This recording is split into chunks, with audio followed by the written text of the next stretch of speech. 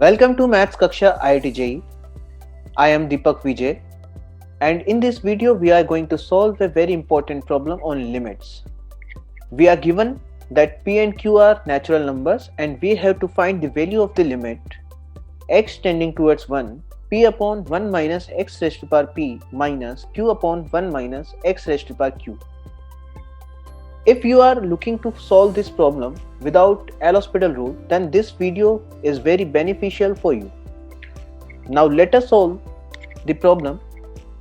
We are given limit x tending towards 1 p upon 1 minus x raised to power p minus q upon 1 minus x raised to power q.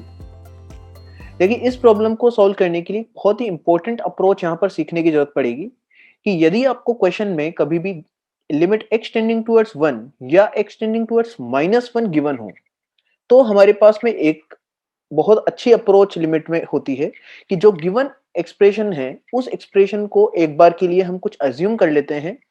इसको suppose मान लेते हैं कि L assume कर लेते हैं और इसको हम इक्वेशन नंबर 1 मार्क कर देते हैं।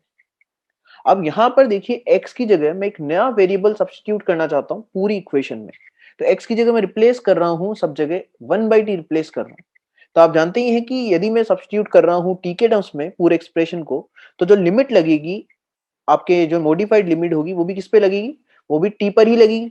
तो जब x आपका 1 की तरफ टेंड कर रहा है, तो 1/t किस तरफ टेंड कर रहा होगा? तो उस टाइम पे 1/t भी 1 की तरफ टेंड कर रहा होगा। तो हम कह सकते हैं कि यदि x आपका 1 की तरफ टेंड कर रहा है, तो t भी डेफिनेटली 1 की तरफ ही अप्रोच कर रहा होगा। तो जो मॉडिफाइड फंक्शन होगा उसमें देखिए, मैं सब जगह x की जगह 1/t रिप्लेस कर रहा हूँ और x की जगह लिमिट भी अब किसकी लग जाएगी? t की लिमिट लगेगी। तो t टेंडिंग टुवर्ड्स 1 हो गया। तो यहाँ पर मैंने ये क्यों बोला था कि केवल ये जो अप्रोच है वो तब एप्लीकेबल है जब x टेंडिंग टुवर्ड्स 1 या -1 हो, क्योंकि x टेंडिंग टुवर्ड्स 1 के केस में ही ये बेनिफिट मिल पाया कि जो ओरिजिनल लिमिट है, जिस तरफ ओरिजिनल वेरिएबल जा रहा है 1 की तरफ टेंड कर रहा है, उसी तरफ मॉडिफाइड वेरिएबल भी जा रहा है इस पर्टिकुलर लिमिट के लिए, जब x टेंडिंग टुवर्ड्स 1 हो। यहाँ पर सोचिए, x की जगह टेंडिंग टुवर्ड्स 1 की जगह x टेंडिंग टुवर्ड्स 2 होता, तो t किस तरफ टेंड कर रहा होता? यदि x आपका 2 की तरफ जा रहा होता, तो t आपका जा रहा होता 1/2 की तरफ। तो जो आपका पुराना लिमिट है और जो नया मॉडिफाइड लिमिट है, वो अलग-अलग तरफ अप्रोच कर रहा होता। तो फिर हम जो बेनिफिट आगे उठाने वाले हैं, वो बेनिफिट हमें नहीं मिल पाएगा। तो इस वजह से ध्यान रखिएगा कि लिमिट x टेंडिंग टुवर्ड्स 1 और -1 के केस में ही हम लोग ये इस मेथड को यूज करते हैं। मेथड क्या कहता है कि इन दोनों लिमिट्स के केस में आप x की जगह 1/t रिप्लेस करने के लिए एकदम फ्री है।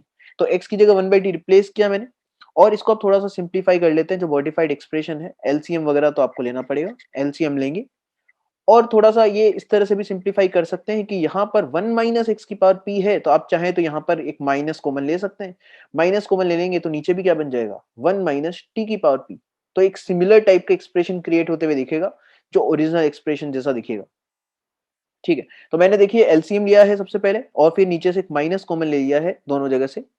तो अब जो मॉडिफाइड इक्वेशन है या एक्सप्रेशन है, इस एक्सप्रेशन में वापस से हम रिप्लेस कर देते हैं, सब जगह t की जगह x रिप्लेस कर देते हैं। ऐसा किया जा सकता है, क्योंकि हम जानते हैं कि यदि कभी क्वेश्चन आपको, एक छोटा सा एग्जांपल के थ्रू समझाता हूँ कि यदि x टेंडिंग टुवर्ड्स 0 पूछा जाए कि sin x अपॉन x की वैल्यू कितनी होगी, तो ये आता ही होगा हमें।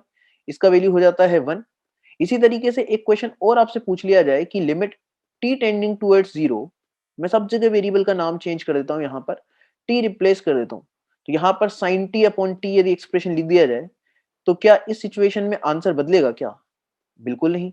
आंसर तो अभी भी क्या आएगा? 1 ही आएगा। तो इससे समझ सकते हैं इस एग्जांपल के थ्रू, आसान से एग्जांपल के थ्रू, कि यदि आप पूरे जगह लिमिट जो है x की जगह कोई नया वेरिएबल रिप्लेस कर देते हो, तो भी क्वेश्चन के आंसर पे कोई इफेक्ट नहीं पड़ता है।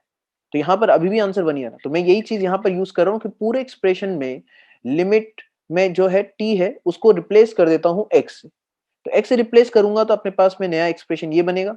इसको मैंने सेकंड इक्वेशन नाम दे दिया है।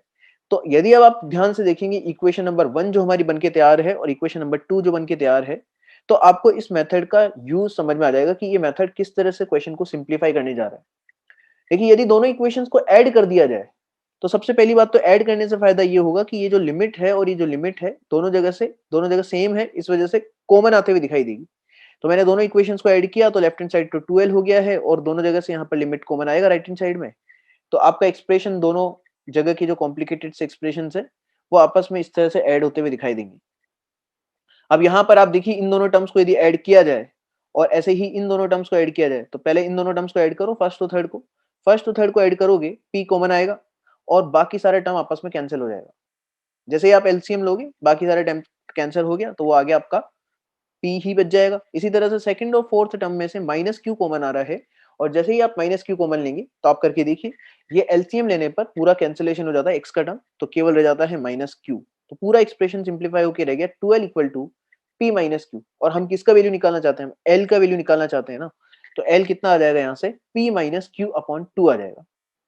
तो किस तरह से इस मेथड को लगाया गया है, कब लगा सकते हैं, ये दोनों बातें हमें बड़े अच्छे से क्लियर होनी चाहिए कि x टेंडिंग टुवर्ड्स 1 हो या x टेंडिंग टुवर्ड्स -1 हो, और यदि हमारे पुराने सिंप्लीफिकेशन के मेथड्स वो फ्लॉप हो जाएं, तो फिर आप ये एक अप्रोच और यूज कर सकते हैं जहां पर x की जगह 1/t रिप्लेस किया जा सकता है।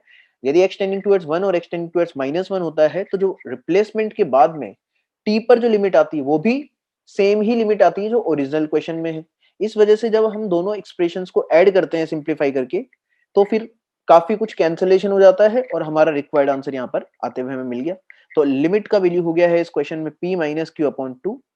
इसी तरह की कुछ इंटरेस्टिंग क्वेश्चंस के लिए, इंपॉर्टेंट क्वेश्चंस के लिए आईआईटी जेईई से रिलेटेड आप मेरा चैनल सब्सक्राइब कर सकते हैं, लाइक कर सकते हैं, शेयर कर सकते हैं अपने जूनियर्स के साथ में। Thank you so much.